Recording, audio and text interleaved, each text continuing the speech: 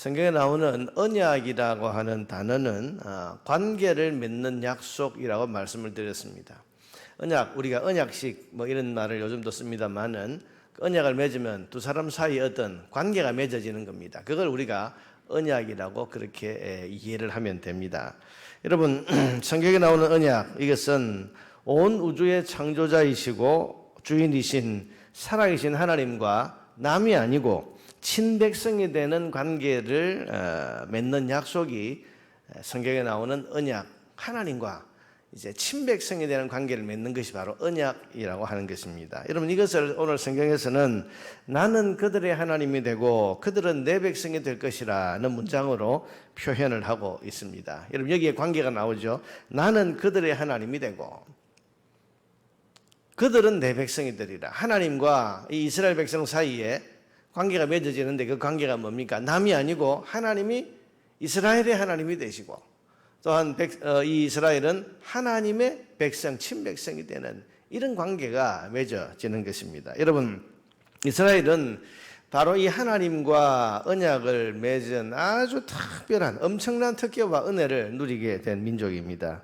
천하 모든 민족 가운데에서 하나님은 그들의 하나님이 되시고 그들은 하나님의 친백성이 되는 특별한 은혜를 맺은 최고의 복을 이스라엘이 얻은 것입니다. 그런데 이 언약을 맺은 두 당사자가 서로 이 관계를 잘 유지하며 지켜나갈 때 지켜지는 것입니다. 여러분, 이스라엘이 하나님과 맺은 이 언약 관계를 잘 다시 말하면 하나님이 그들의 하나님이 되시고 그들의 하나님 백성이 되는 이 언약 관계가 잘 유지되기 위해서 꼭 필요했던 것이 율법이었습니다. 그래서 율법을 잘 지키면 그들은 하나님과 이 관계를 잘 유지할 수 있었습니다.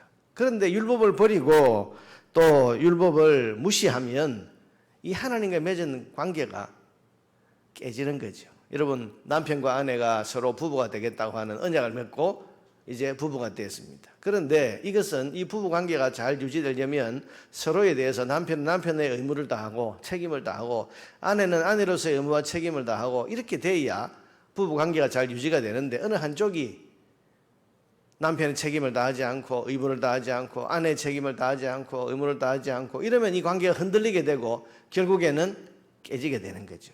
마찬가지입니다. 이스라엘 백성이 하나님과의 언약 관계를 잘 유지하기 위해서는 율법을 잘 지키고 율법을 잘 행해야 했습니다. 그래서 하나님께서는 이 율법을 딱 바뀌지 않도록 돌판에 새겨서 주셨습니다. 그게 십계명 돌판이고 율법이었습니다. 그런데 이스라엘은 우리가 알다시피 율법을 저버렸습니다. 순종하지 않았습니다. 율법과 상관없는 삶을 살았습니다. 이것은 하나님과의 언약을 깨뜨리는 것이었습니다. 분명히 하나님을 나의 하나님으로 삼기로 언약을 맺었는데 나의 하나님으로 삼지 않고 바알을 섬기고 온갖 우상을 섬기고 언약을 깨뜨린 거죠. 그래서 그들은 스스로 하나님 백성 되기를 거절했습니다. 이렇게 해서 하나님과 맺은 이 언약이 깨어졌습니다. 언약이 깨졌다는 것은 관계도 깨졌다는 것입니다. 그 결과 하나님께서도 그들의 하나님이 되어주시지 않았습니다. 이방 민족이 쳐들어와도 하나님이 나서지 않습니다.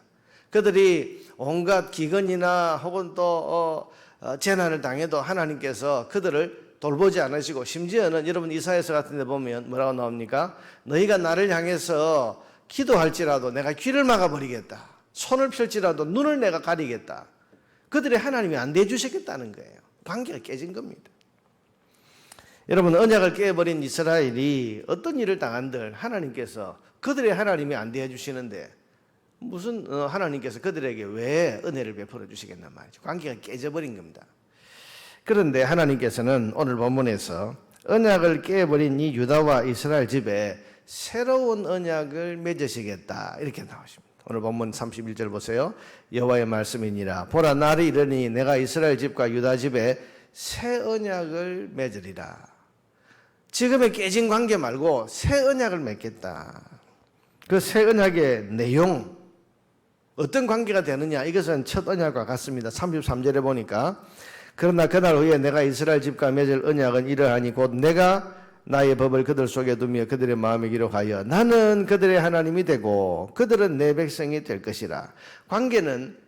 관계의 내용은 똑같습니다. 하나님이 그들의 하나님이 되고 또한 하나님이 그들의 하나님, 그들은 하나님 백성이 되는 이 관계를 하나님, 이 언약을 다시 맺겠다는 것입니다. 그런데 뭐가 달라졌습니까? 다른 것이 있습니다. 그것은 첫 언약은 언약 관계를 지켜나갈 방법인 율법을 돌판에 새겨서 주셨는데, 새 언약은 백성들의 마음속에 이 율법을 새겨 주어서 백성들이 이 언약 관계를 잘 지킬 수밖에 없도록 하겠다고 하시는 거예요. 그게 33절입니다.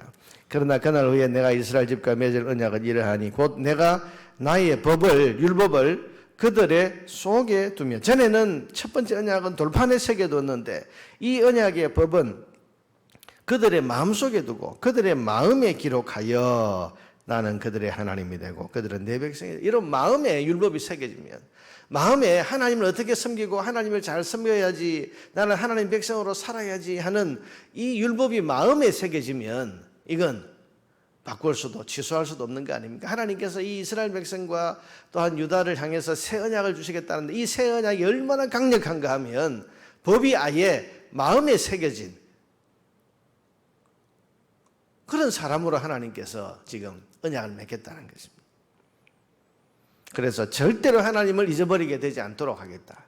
절대로 하나님 떠나는 삶을 살지 않도록 그렇게 내가 만들겠다. 하나님의 강력한 의지가 여기에 들어있습니다. 그리고 35절 이하에서는 이 새 언약은 영원토록 깨트리지거나 변하지 않을 것이다. 그래서 하나님 만드신 하늘과 땅이 변하지 않는 한은 절대로 안 변한다. 그렇게 말씀하시고, 그런 내용이 35절 이하에 나오는 것입니다. 여러분, 이 새 언약은 뭡니까? 이 새 언약은 바로 예수 그리스도를 통해서 모든 믿는 사람들을 하나님의 백성으로 삼으시는 예수 그리스도의 복음을 가리키는 것입니다.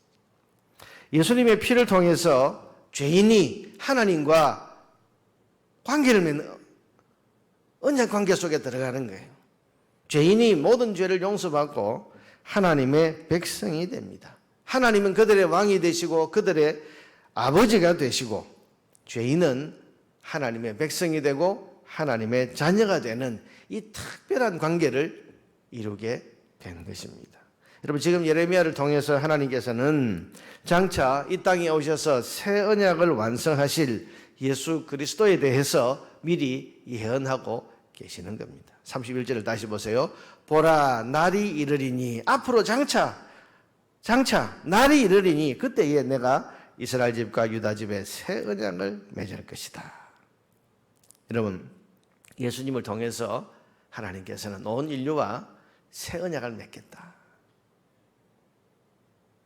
하나님이 나의 하나님 되고 우리가 하나님의 백성이 되는, 죄인인데도 불구하고 모든 죄를 용서받고 하나님 자녀, 하나님 백성이 되고 하나님이 나의 하나님이 되는 이런 관계를 이제 하나님께서 만드시겠다고 하십니다. 그리고 우리는 이 예언과 약속에 따라서 우리는 새 언약의 백성이 됐습니다. 사랑하는 여러분, 저와 여러분은 예수님을 믿고서 이 새 언약의 백성이 된 줄을 믿으시기를 바랍니다. 이제 우리는 예수님을 믿고 하나님이 나의 하나님이 되셨어요. 여러분, 하나님이 남이 아니고 나의 하나님이 되셨고, 예수님을 믿기 때문에 우리 안에는, 우리는 이제 하나님과 아무 관계없는 그런 존재가 아니고 하나님이 나의 아버지, 나는 하나님의 자녀가 되는 이런 관계 속에 우리는 예수님을 통해서 들어오게 된 것입니다. 그러니 가장 놀랍고 놀라운 이 새 언약의 당사자가 된 축복을 누리는 것입니다. 우리는 이 관계에서 오는 모든 좋은 복을 누릴 수 있게 된 것입니다. 사랑하는 여러분, 여러분은 영원토록 깨지지 않는 새 언약의 백성이 된 것을 믿으십니까? 하나님이 여러분의 하나님이 되어주시는 그 복을 지금 누리고 있으십니까? 여러분이 하나님의 자녀와 하나님의 백성으로서 누리는 은혜의 특권을 여러분 지금 잘 누리고 있으십니까? 첫 언약은 깨졌습니다. 그럼에도 불구하고 더 좋은 새 언약을 우리에게 주신 하나님을 우리는 찬양해야 하는 것입니다. 그리고 새 언약의 백성으로 저와 여러분을 부르신 하나님의 말로 다 할 수 없는 이 은혜와 사랑을 감사하면서 이제는 다른 누가 아니라 나의 하나님이 되신 여호와 하나님께 우리의 감사와 찬양과 영광을 올려드리는 삶을 살아야 하고, 이제는 성령을 주셔서 하나님을 나의 하나님으로, 하나님이 내 하나님, 나는 하나님 백성이 되는 이것이 우리 속에 이제 성령을 주셔서 우리 안에 이 법이 새겨져 있습니다. 그래서 성령의 인도를 따라서 하나님 기쁘시게 하는 삶을 살아가는 한 하나님께서는 영원토록 나의 하나님 되시고, 하나님 나의 하나님 되신다는 것은 영원토록 우리를 무한 책임지신다는 이야기고, 우리는 하나님 백성, 하나님의 자녀가 되는 이 복을 누렸습니다. 그래서 영원토록 이것은 깨지지 않는 새 언약이다. 우리는 그러므로 이 예레미야서 31장이 예언하고 있는 새 언약의 백성이 되었다는 이 믿음과 확신과 자부심을 가지고 하나님을 나의 하나님으로, 나의 아버지로 마음껏 부르고, 또 그 자녀된 우리가 누리는 특권, 자녀가 아버지께 무엇이든지 구하면 들어주신다고 하는 그 하나님 자녀의 특권을 또한 누리는 그런 새 언약의 백성으로서 우리가 살아갈 수 있어야 할 것입니다. 새 언약의 백성으로서 새 언약의 백성답게 그렇게 살아갈 수 있게 되기를 주의 이름으로 축복합니다.